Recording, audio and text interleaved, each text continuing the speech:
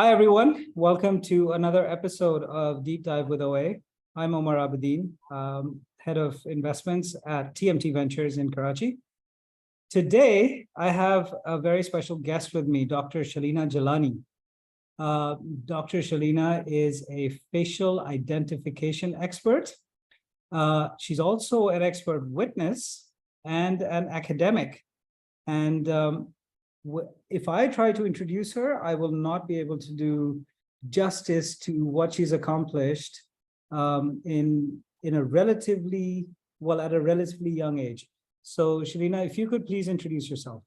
Thank you so much for still a very nice introduction, Omar. I really appreciate it. And thank you so much for the invitation. I'm honored to share this platform with you. As you mentioned, I work in the realm or the field of facial identification within the legal sector. So I work for both the prosecution and the defense. Predominantly, my work involves looking at CCTV imagery, passport photographs, anything that involves a human face, whether that's in a physical and or digital, ideally a digital perspective. And I conduct analyses to discern or identify whether or not, let's say, a nominal is or isn't the defendant. And also, aside to that, I'm work in academia, like you mentioned, and I'm quite heavily involved in research and currently working on some stuff with deep fakes. So yeah, it's all very interesting and all very cutting edge, I'd like to think. Yes, indeed. And in fact, in our last conversation, we talked about that a bit, and we will come back to that because it's such an interesting topic and one that is in the news every day for one reason or the other. So before we go there, though, could you just tell us a little bit about your PhD work and what got you interested in such a technical field? Sure, thank you. Well, I mean, just to take a step back, my family are quite heavily involved and have been quite heavily involved in the legal sector, in the forensic science sector. I mean, my dada, my grandfather, Sayyid Abdul Bari Jillani, he was, quite heavily involved in the province of Sindh in the National Assembly. And then we had my grandfather's brother, Sayyid Abdul Qayyum Jillani, who was also FIA, worked in the CID in Karachi. So I've had this innate kind of almost in my DNA without knowing this kind of enthusiasm for working, with crime fighting or within the sector of forensic science. But for me, the initial interest, believe it or not, was sparked by the general TV programs. As everybody else, we watch these series and we see how someone quite easily can just pick up a tool and identify a fingerprint from there or DNA, part of a DNA profile.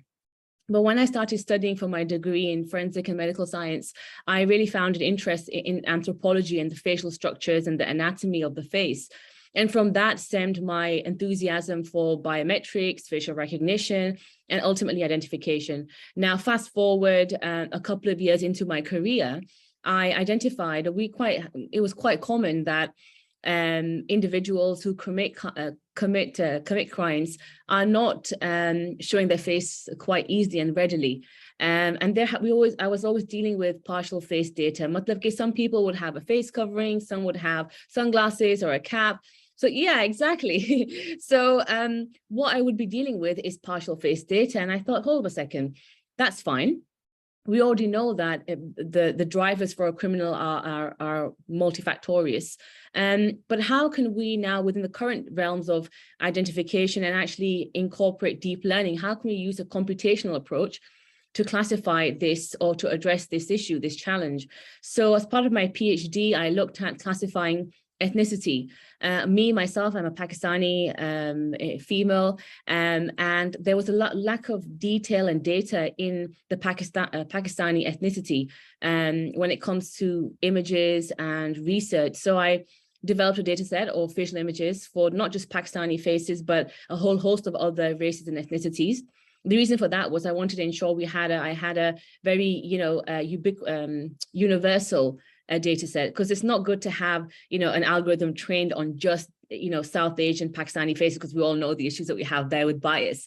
And so we wanted, and, again, as you'll be aware, Umar, even in Pakistan, even in the UK, someone can classify as Pakistani, but actually where they come from, let's say the borders, let's say with, you know, Peshawar and Afghanistan, and or inner cities like Karachi, Islamabad, everyone physiologically and morphologically has different, you know, features, whether that's skin color, whether it's the way they look, their eye color, their hair. So I wanted to incorporate those differences in my data set. So then I looked at challenging or addressing this ethnicity question from a human's perspective and a machine learning perspective. So I used algorithms, deep learning algorithms, to see who performed better, a human or a machine, when it came to looking at both full face and partial face data for the challenge of ethnicity verification. Good Lord.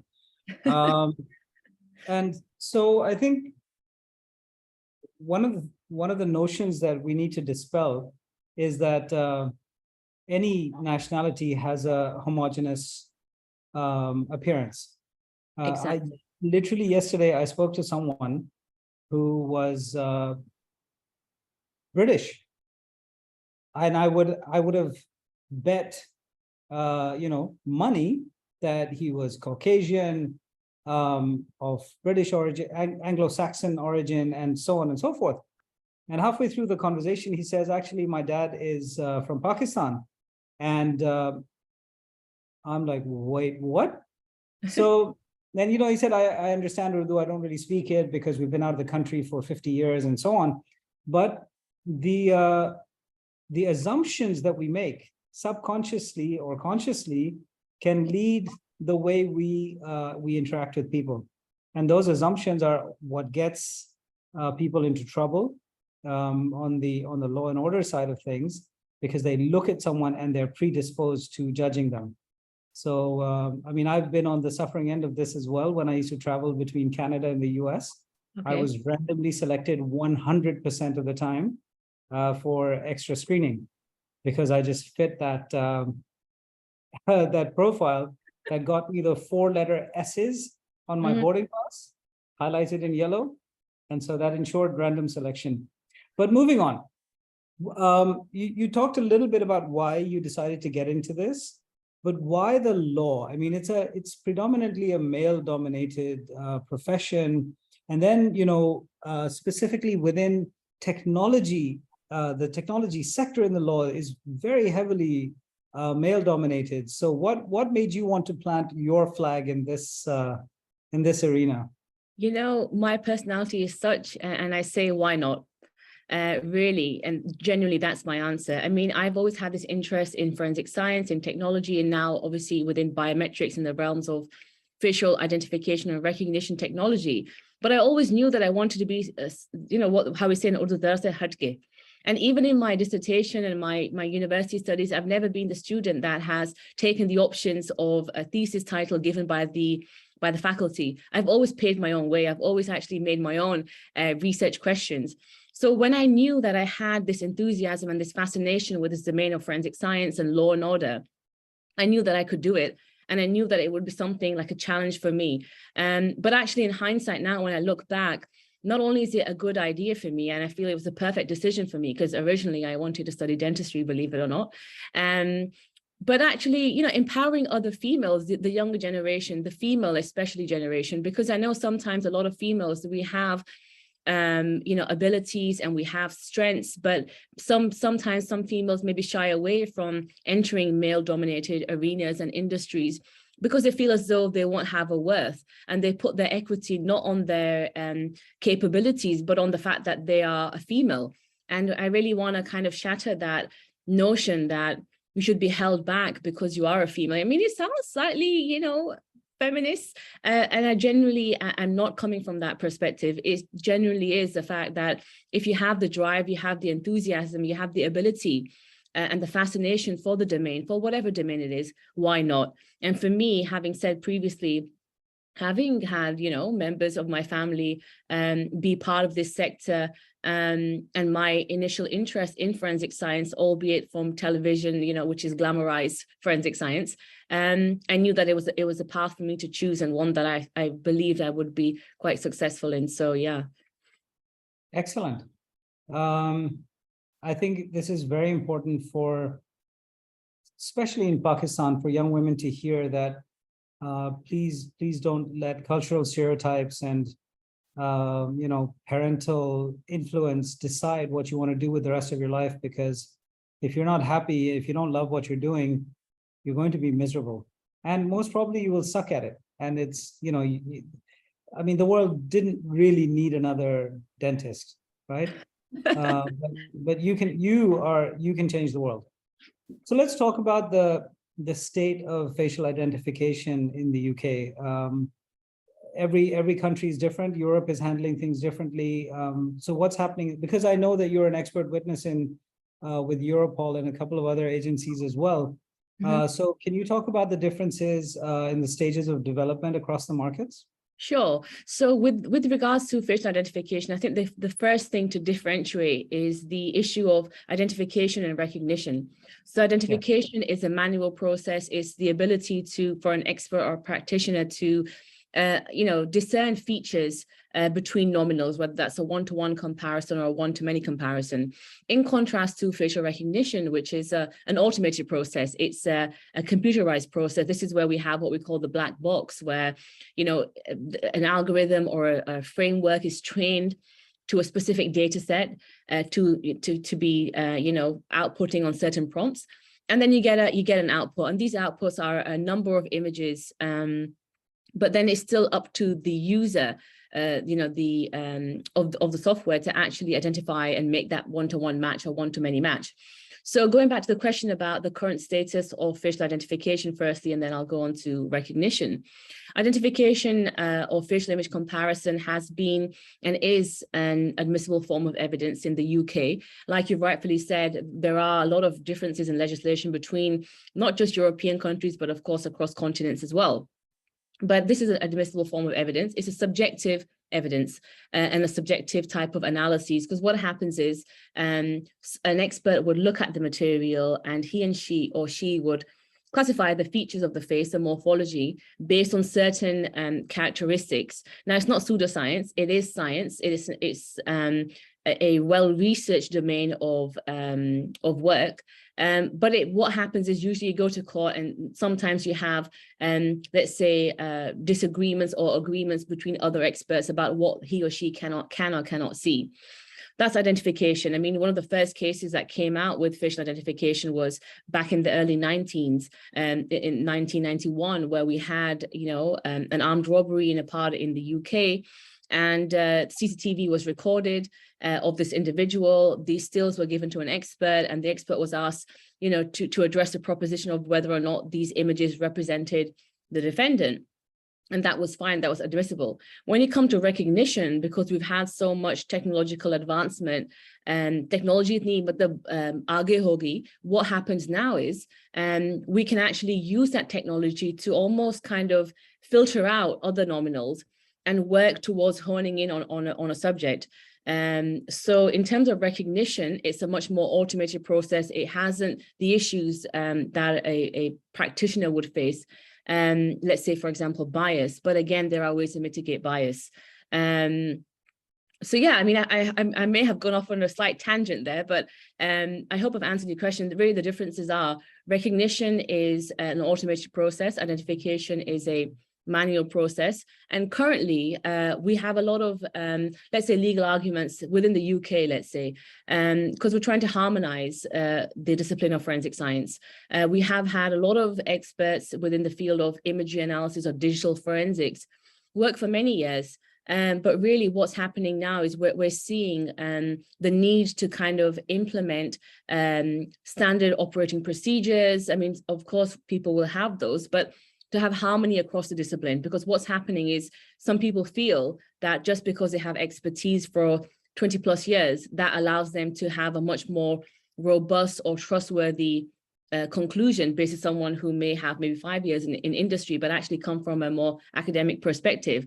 So in order to address those kind of disparities, we're now working in the UK to harmonize the discipline with the regulator. We have someone who has powers from the government to really harmonize the sector and ensure that every single, practitioner or expert, be it someone who's in private industry or in the main industry, is actually working to the same standards and working to the same, let's say, glossary of terms. Because what happens is we have, let's say, the eyes, okay? To a novice, we have eyes, it's just eyes. The feature is called an eye. But to an expert, to a practitioner, the eye isn't just an eye, it's more than that. It's the epicanthic fold, or the prominence of the epicanthic fold, which is the hooding or the line, the crease on the eyelid. It's the presence or lack of endo and exocanthions. It's, you know, how the eyebrows are positioned on the superciliary ridge. There's a whole host of scientific, let's say, you know, terms that can be utilized. Now, I may use to classify a fold in the eye as an epicanthic fold. Someone may call that infraorbital crease. They may mean the same thing, but the terms are two different terms. So really to harmonize that even use of glossary of terms is what this regulator is working towards. But then to follow on to recognition, this is where we have a lot of kind of, let's say, attention. Because, you know, as you know, Omar, we're in this technological race. There's a tech race between companies, between countries, who can develop the best AI, who can develop the best technology that can assist with a whole sector, whether it's industry, whether it's forensic science, whether it's education, whether it's medical field.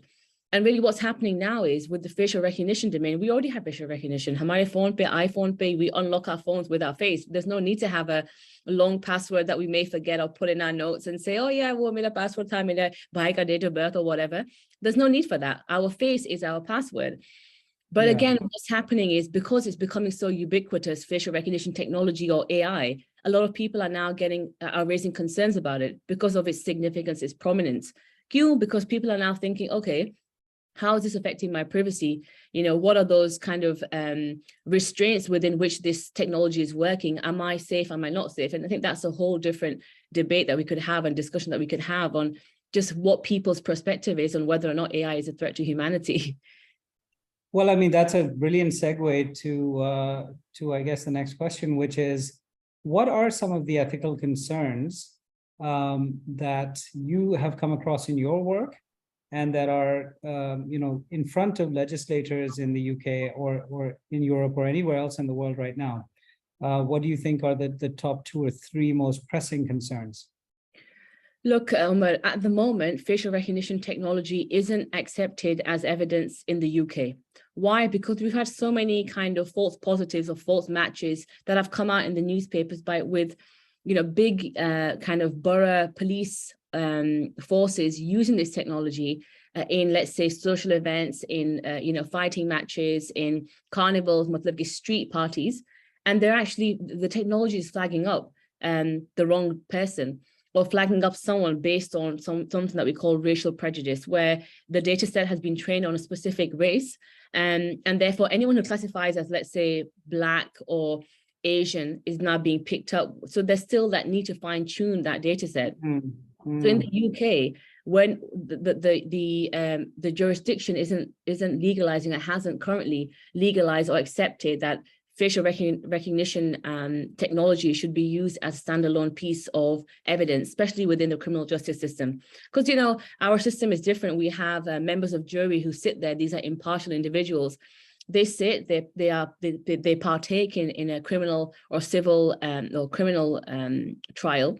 They watch all the evidence that's been presented. They learn all the facts about the case, and they have the position to now deliberate amongst themselves and give a guilty or not guilty verdict, which then obviously is relayed to the judge, and then the judge is there to give the sentencing guidelines and rules. In other parts of the country, in other parts of the world, that practice isn't common. What happens is you'll have a judge who's expert in something, whether it's vehicles or whether it's DNA, and you have, let's say, a representative of a company or government body who will go, from my understanding, and liaise with the judge, present the findings, present the evidence, and it's based on the judge, the expert judge, to classify or clarify certain matters and then give a judgment. Hamaya UK is different. We have this impartial aspect where we have a members of jury. But when it comes to the pressing issues relating to privacy, a lot of people feel as though they don't know a lot about AI. They know it's sprung up on them. We know that AI, you know, let's say Apple iPhones, we know it's something, it has or was something novel, where you could use a phone to unlock your phone. But really, I think a lot of people are lacking on the knowledge behind what does that mean for you? Do you understand? Does a normal person understand, the general public member understand their digital footprint. Okay, let's say, for example, you're sending an email, you're saving taking a photograph on a social media, let's say app or a Snapchat, whatever. Aap wo photo delete kar lo, that's fine, but it's still backed up on your iCloud. Do you understand the repercussions of that? If that, let's say, God forbid, you were involved in a crime, or God forbid something else was to happen, do you understand how back that digital footprint goes? So I think really when it comes to the issues surrounding privacy, a lot of people are unsure, number one, about what AI really is. They understand it's there, it's a driving force for a lot of new enhancements and better techniques within medicine and, forensic science and education, but really they don't understand what implications that has. And because of that, a lot of people now are a bit scared and a bit kind of apprehensive that, okay, one second, if someone wants to, if for example, you have a laptop and you can now, with your fingerprint, unlock your laptop. Well, what does that mean? Who and how is that technology saving your data, your unique data, your fingerprint, to unlock that?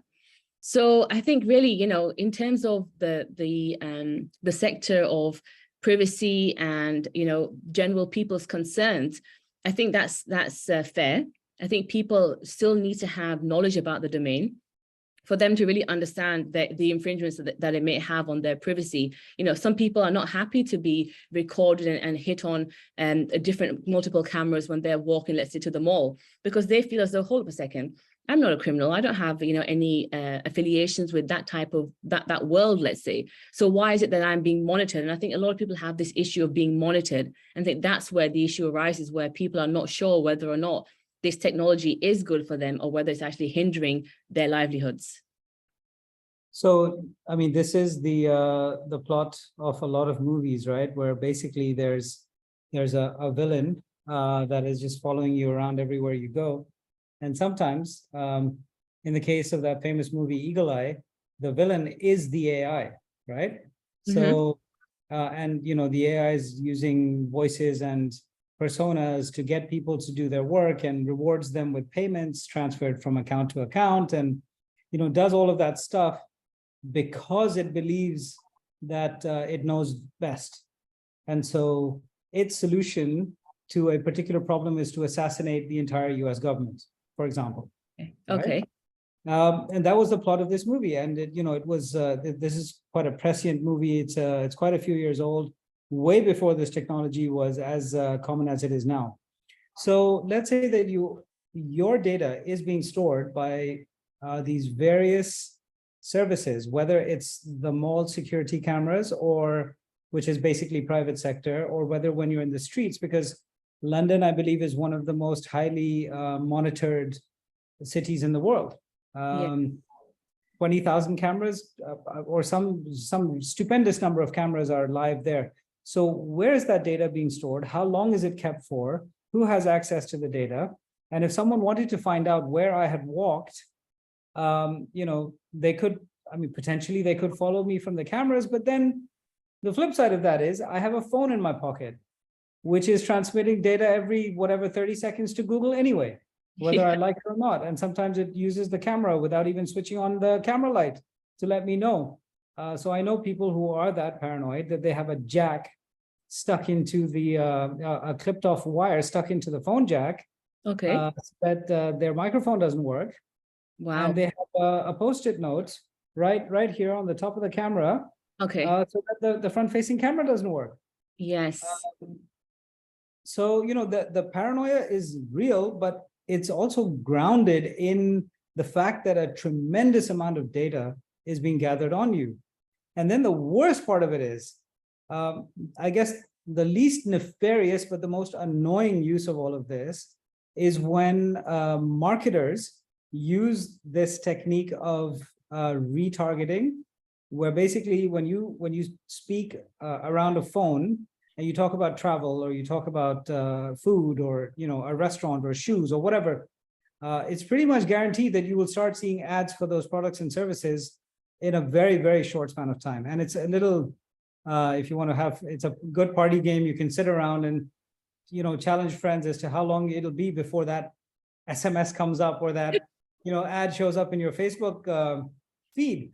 Yeah. So they are tracking you anyway. They're not tracking you at an individual level.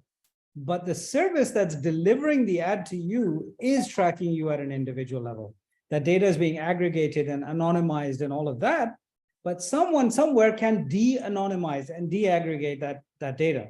And it's a black box at this point. So I guess there's so many, it's such a broad spectrum of concerns that people have. Would love to understand from this where you fall as someone who is building technology around this, but also working with this technology and its real life consequences. Look, Omar, to be honest with you, my opinion is that this technology is advantageous. It has a lot of benefits. Like you've mentioned, you know, we carry our phones ping at different cell sites. Khuda na khasta, something happens to you, an expert, let's say in digital forensics or a cell site, would be able to say, actually, Omar's, you know, phone pinged at this cell site. He was at this location at this time. That's perfect. Now we have those individuals that are now concerned that actually that's too much information, or where is that information being stored? A very, very good and very valid point. But really, look, when everyone had emails, I mean, my question to those individuals are, when an email comes into your mailbox, what do you think, or how do you think that email is being segregated from spam to something that's meant to be in your inbox? It's based on an aspect of AI, on technology, because the data, the algorithms behind that are trained to say, okay, certain words, certain terms, or even, you know, let's say text. This email comes across like a bit of a cell for, I don't know, toothpaste. So it's going to go into the spam. Whereas, hey, this email looks, you know, comes across a bit formal because it's asking certain questions and there's some dates and times for a potential meeting. This must be now important, hence put into the inbox.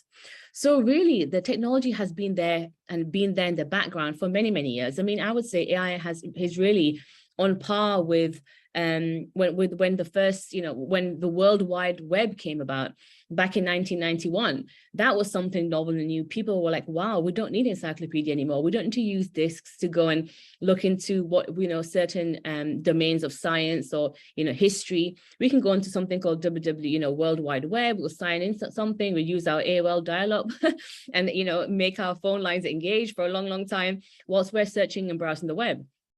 But now AI has actually helped move us, transgressors as a humanity, as a, you know, as a cohort of people from those dark ages, I'd say, where we had to be quite heavily reliant on other factors, to now something which is more autonomous, something that's a lot more fine-tuned. You know, so at the end of the day, when it comes to facial recognition technology or AI, I do believe it has benefits. And like we've also mentioned and alluded to before, there are, of course, limitations. And any expert or industry, you know, expert would be, you know, maybe wrong in saying that the technology hasn't got limitations. Of course it has. Everything has limitations. And without the use of those limitations, you can't propel further. So let's talk about facial recognition technology and this whole concept of racial bias or prejudice, where algorithms were predominantly trained on data set that isn't universal, that isn't representative of every single person. Now, as you know, as industry experts, we understand that actually it's very difficult to get data. You know, you can't just go in, you know, and capture people's photographs, you know, just say, please guys, can you please stop, can I take your photograph, we store it. No, well, what are the implications of that? We have now GDPR regulations that also are a lot more tighter. So you can't, without consent and without the proper regulations, contain that data. But then when you do have data, it's so difficult to take into account, let's say, multi-ethnic or interracial marriages, because someone who may classify, let's say, as Pakistani may actually have a mother and a father who are not both of Pakistani heritage. So therefore, when they are, of course, their phenotype, their physical manifestations in morphology are different from a standard, let's say, or a typical South Asian individual who may come across to be darker skinned in complexion and, you know, have certain features. Now we've got it. And we also have the emergence of, let's say, you know, let me give you a good example. When I go to Pakistan, I try my best. I speak Urdu and, you know, and my Urdu is like a bit, yeah, it's but it's understandable. But really, I feel, and you wear the same clothes, so you try and blend in. But almost, I'd say 9 times out of 10, I'd always be called out as someone who's a foreigner. She's not from here. Not just by the way you, even if you don't speak, it's the way that you look. And again, it's those kind of, because, you know, it again goes down into this topic of nature versus nurture. People are obviously driven, their identification is driven by the type of people that they're surrounded by. If, for example, I was in Pakistan, I stayed in Pakistan, I, was affiliated and mingling with people, only Pakistani individuals, let's say in Karachi, I'm going to be able to recognize those people and set them apart from someone who may be from, let's say, I don't know, Lahore or Peshawar areas. But if I have been in Karachi for a very, very long amount of time, and then let's say into my adulthood, I moved to, let's say, I don't know, Japan, and I live there all the remainder of my life, I'll still have the ability to recognize people from Pakistan because I have that, innate ability to do so, but also I'll have the acquired skill of recognizing someone now or deciphering between, let's say, a Chinese or a Korean or a Filipino and a Japanese. Why? Because I've lived and I've acquired that expertise in identifying and becoming familiar with faces and features that are of Japanese origin. So when it comes down to people saying, look, facial recognition or AI technology is not really, it's good in some aspects, but it's not in others. I would say it's good in all aspects. It's helping in the field of medicine, it's helping in the field of smart technology, it's of course helping in forensic science. But of course, like everything, there is a need to fine tune. And without the need to fine tune, nothing will ever progress because you'll be stagnant. Everything is always developing, and that's how you want these type of technologies to occur. I mean, who would have thought 12 to maybe 14 months ago, maybe slightly longer, ChatGPT, nobody heard of this. Everyone was, students would be scrambling to write an essay like 5 days before. I was not like that, by the way. And now, you have individual students who are a lot more confident, rightfully or wrongfully so, in saying, oh, right, our essay is to write about, I don't know, chromosomes, right? Okay, ChatGPT it is. Now, of course, to counter that issue of plagiarism, we've got a lot of detection technology, which recognizes AI written text. So again, without that problem, there wouldn't have been solutions. So my argument really is, we need AI. It's a very it's a beneficial piece of, it's a very beneficial domain, let's say, whatever sector it's applied to. But of course, we need to have refinement and fine tuning, but that's in every sector, within every domain. So that's what I would say to those individuals who are maybe a bit cautious of AI or technology or even facial recognition, because that technology could help, could hinder, but could actually more than likely help in whatever position or capacity it's used within. So I guess the ironic thing about AI, or ironic is the wrong word, I take it back. The thing about AI is that it is truly the ultimate double-edged sword, because on the one hand, people are using AI to create deepfakes, to create absolutely harmful and malevolent content, which is meant to disrupt, political processes. It's meant to disrupt all kinds of national agendas. And on the other hand, it's the same AI or a version of that, which is helping to detect those fakes.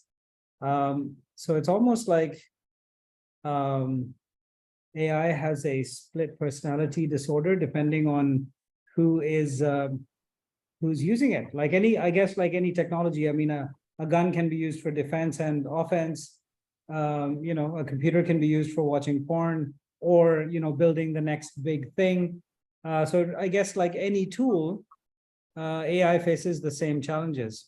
I agree. And I think that to counter that, or to maybe allow with a much more universal understanding, I would say our members of public should really try and actively engage in those that knowledge of what AI is, how does it function. I'm not saying go and learn the frameworks of deep learning models, of course not. But I'm saying understand, gain some knowledge about what actually it is and how it's actually helping rather than hindering. But of course, there are those individuals that are quite concerned and quite, aware that they don't want to have their data stored, or they're not sure where the data is stored. I mean, to an extent, even I wouldn't know where some of the data is stored because it's such high level, top level information.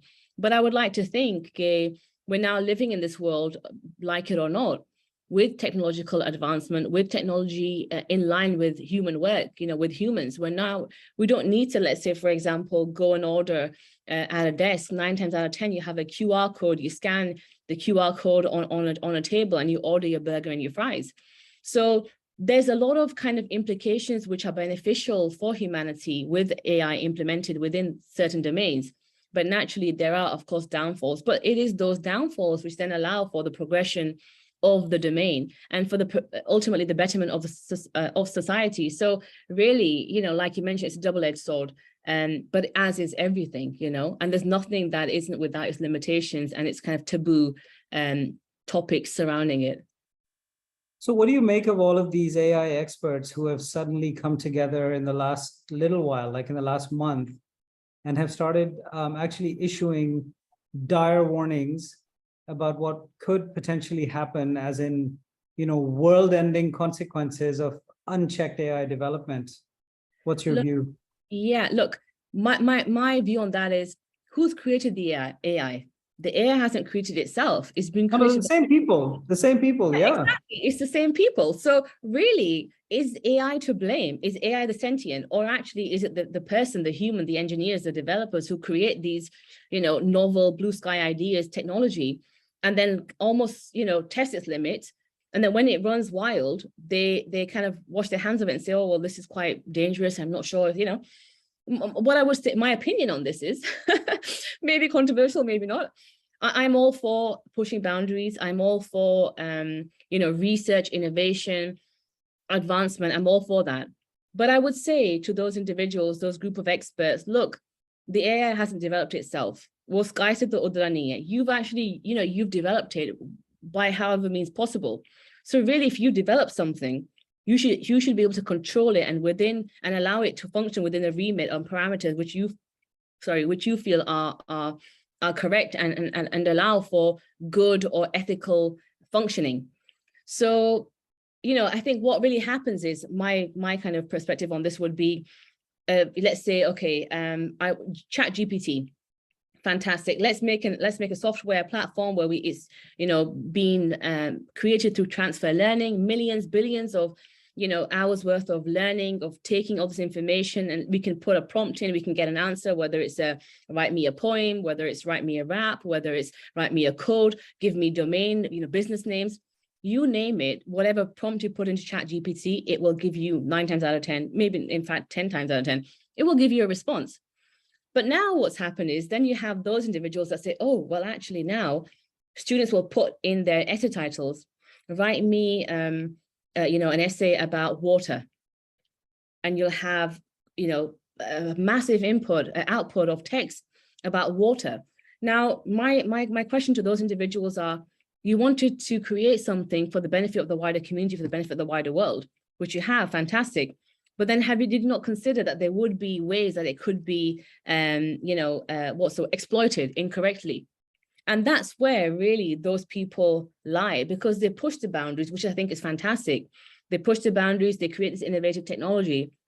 But then once it gets out of hand, or once you get a bit of bad press, or there's a counter to the argument, okay, it's almost like, well, we're not sure actually this is going to be a threat to humanity, and we're all going to be, you know, overtaken by robots, and so it really is, as humans we create it, so as humans we should be able to monitor it and allow it to function within parameters which we think are beneficial for society and not hindering development of humans in general. So that's what I would say to them. I would say, look, you created it, so of course repercussions to hoenge, but those are things you should have considered. So it's I think the closest parallel that I can come up with is, you know, those scientists that sit in a lab and try and develop super viruses, yes, for potential combat applications. And then, you know, they say, oh, we'll never use this. This will never be used in a real world scenario. But just in case, you know, let's have this bug that's capable of eating through metal and, you know, turning brains into mush, and basically destroying entire civilizations. yeah, but we'll keep it in a test tube. It'll be very safe, and, you know, it'll be in our locker. And then when it gets out, they're like, oh, who would have thought? exactly. How? Yeah. I mean, look, Omar, it's a good comparison also is anthrax. When anthrax first came about, as you know, as far as my understanding, it's been created in a laboratory, within a high-level laboratory, for purposes unbeknown to me.